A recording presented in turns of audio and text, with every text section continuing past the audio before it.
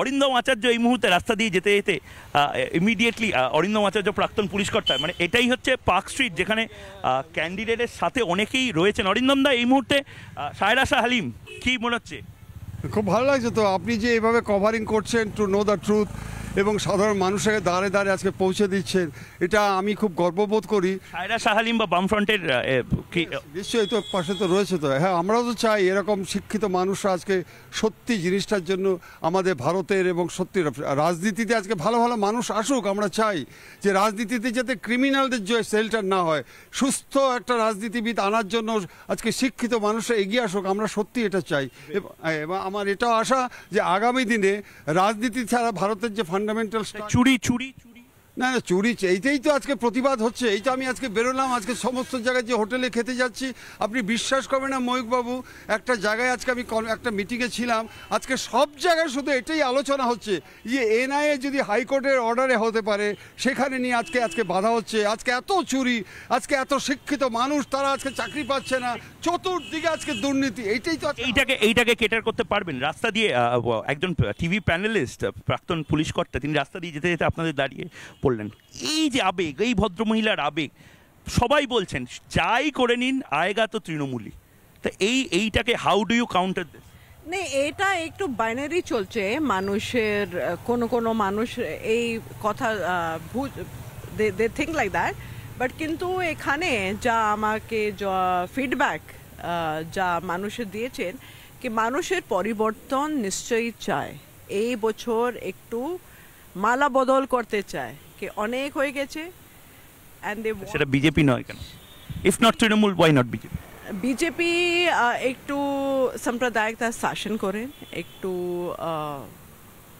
মানুষের দঙ্গা ফাসাদ রাইট এই ভায়োলেন্সকে পছন্দ করেনি। এ তো মানুষের একটু মানুষবাদী একটু নীতি চায়। They want people to be progressive, they want people to be inclusive. এটাই মানুষের চায়, শান্তি চায়, কোনো দাঙ্গা ফাসাদ চায় না, এটাই মানুষ। তো সিপিএম, ফুয়াদ হালিম, আমি দেখছিলাম বাই দ্য ওয়ে আপনাদের কংগ্রেসের মানে আপনাদের বন্ধু কংগ্রেসের যে ম্যানিফেস্টো, সেটা নিয়ে আমাদের আজকে বিগ ডিবেট হচ্ছে। আপনারা তো মোহাম্মদ আলী জিন্নার যে ম্যানিফেস্টো মোটামুটি এক করে দিয়েছেন, সিপিএমও ইনফ্যাক্ট কাশ্মীরে আপনারা 370 আবার ফিরিয়ে আনবেন বলছেন। এই সব কথা বাংলার মানুষকে বলতে পারবেন? জানে তারা? দেখুন, মোহাম্মদ আলী জিন্না ছিল দেশ ভাগ করার ম্যানিফেস্টো। সেই ম্যানিফেস্টো হচ্ছে আরএসএস এর ম্যানিফেস্টো এবং হিন্দু মহাসভার ম্যানিফেস্টো ছিল। মোহাম্মদ আলী জিন্নার ম্যানিফেস্টো? হ্যাঁ, বলছি আপনাকে। আপনি কি এখানেই জবাব চায় বাংলার সেট বসাতে চান? না, সেটা হওয়া উচিত একেবারে। দ্বিজাতি তথ্য হচ্ছে আপনার একেবারে সারওয়ারকারের ভাবনা চিন্তা, যারা হচ্ছে হিন্দু মহাসভা। ইনফ্যাক্ট আরএসএস এবং মুসলিম লীগ পশ্চিমবাংলায় হচ্ছে একসাথে সরকার চালিয়েছে। হিন্দু মহাসভা, শ্যামাপ্রসাদ মুখার্জি মন্ত্রিসভা ছিলেন, আর সিন্ধে হচ্ছে তারা একসাথে সরকার চালিয়েছে। এবং সিন্ধে একমাত্র প্রিভি কাউন্সিল যেখানে দেশ ভাগ করার প্রস্তাব পারিত হয়েছে, সেই সরকারে হচ্ছে হিন্দু মহাসভার হচ্ছে ক্যাবিনেটে ছিল।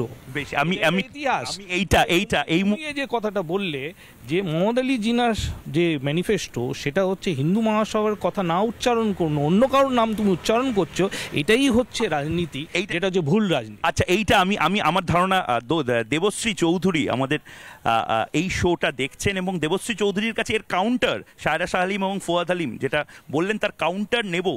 কারণ দক্ষিণ কলকাতায় দেবশ্রী চৌধুরী, দক্ষিণ কলকাতায় মালা রায়, দক্ষিণ কলকাতায় সায়রা শাহ হালিম। প্রেসক্রিপশন কি দিচ্ছেন? একে তো গরম, তার উপরে ওয়াইফকে একটা প্রেসক্রিপশন দিতে হবে। জিতবেন কি করে? আর হারলে ডিমোটিভেটেড না হয় আরেকবার লড়ার ক্ষমতা?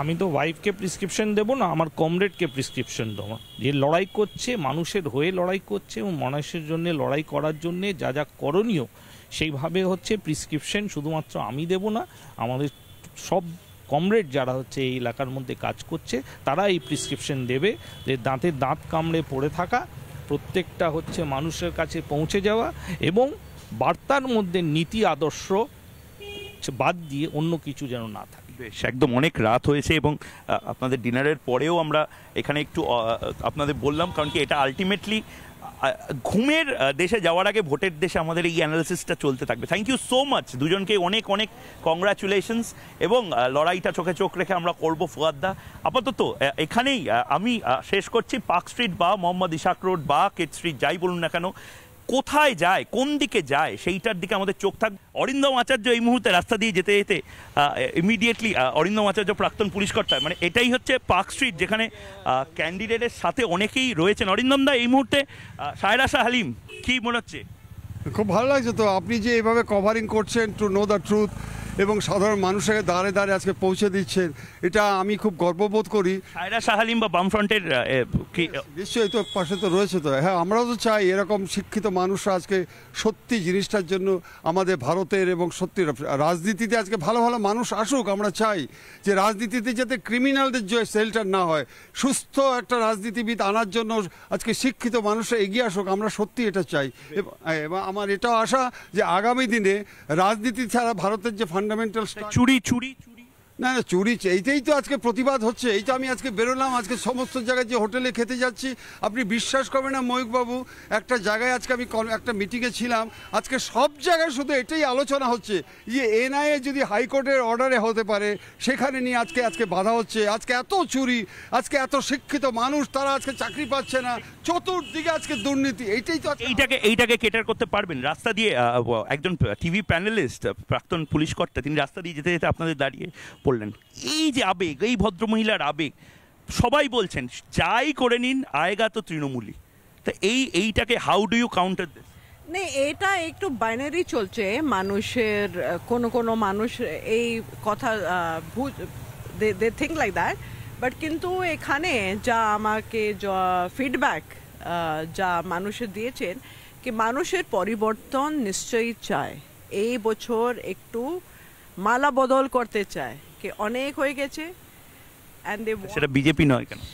If not Trinamool, why not BJP? BJP একটু সাম্প্রদায়িকতা শাসন করেন, একটু